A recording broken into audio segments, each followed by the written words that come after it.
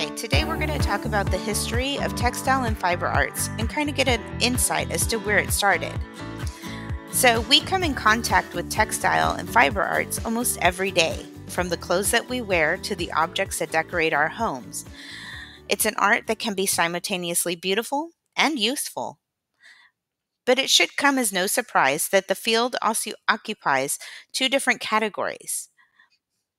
One that's more seen as utilitarian, so things that are useful, rather than things that are aesthetic or just things to look at.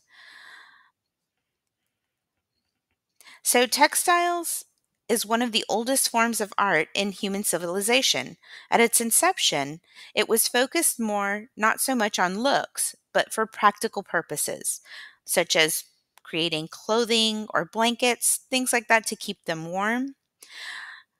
This art dates back as far as prehistoric times. Some anthropologists estimate between 100,000 to 500,000 years ago. These items were typically made from animal skins, fur, leaves, other fibers that were available to the people creating them. As time wore on and the Neolithic culture settled, textiles became increasingly more complex. Many early pieces were made with felting, which comes from animal fibers like wool, which are interlocked with a strong bond. Beyond that, humans also spun fibers to create strands of thread. They were woven together to resemble more of what we know or what we see today in tapestries and different rugs and fabric.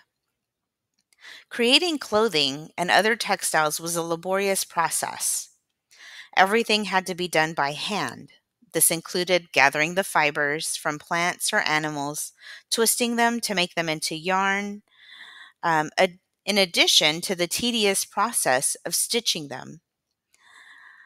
They were able to make very elaborate furniture, tapestry, clothing, different fibers that were used. Depending on how wealthy someone was, they were able to get imported fabrics that were typically more colorful or had fancy dyes. Um, a lot of the silk and different fibers were brought in from India and from China, and they brought them to Europe. While clothing was still the dominant type of fiber art of the time, uh, the aristocracy could afford to decorate the walls and the floors of their homes with different vibrant, like furniture pieces, as well as tapestries that would hang on the walls. The rich history of textiles laid the groundwork for more contemporary creatives. One thing that really changed the art was the Industrial Revolution. It was a turning point for textiles. With the invention of the cotton gin, the spinning jenny, the power loom, creating fabric was now automated, and it could be produced in massive scales. Textiles was not just for the wealthy anymore. Prices dropped as they were available to more people in society. It also meant that the materials were not considered as precious or creative. People could experiment with them, which were things that they were not able to do previously because it was a very tedious, time consuming process.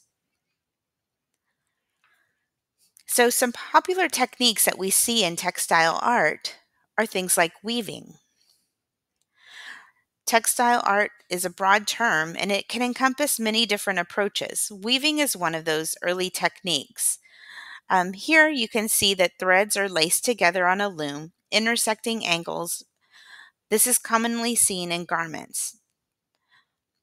But weavings can also be made into displays of art.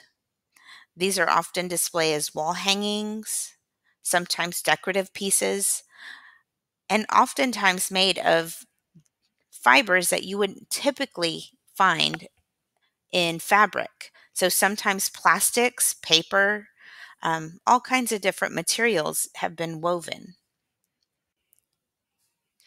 Embroidery is another popular form in which artists use threads to stitch decorative designs onto fabric. It's often referred to as hoop art. Images mostly stay within the confines of a circular frame. But some contemporary artists try to break those rules.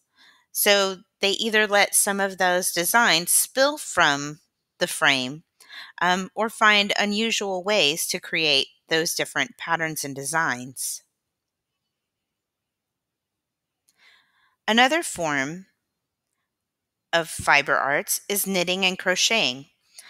There are two different techniques which textiles are both used with, like large needles that either a double needle or a single needle, which are repetitively twisted onto the thread to create different stitches, which in turn creates larger patterns. These approaches are extremely common in some of your favorite sweaters, blankets, but artists have opted as means to create different and unique designs and creations, oftentimes in a very unconventional way. There's lots of artists who use unconventional material other than yarn to knit and crochet. I've seen materials such as metal, sterling silver, and gold being crocheted, as well as plastic. And so there's lots of different materials that could be used with those different techniques. Here's some work by some contemporary textile artists. Look closely at the different materials and fibers that they chose to use in their works of art. While you look at these amazing objects, I want you to think about what you will create and what different kinds of media that you might choose to use to create your fiber and textile project.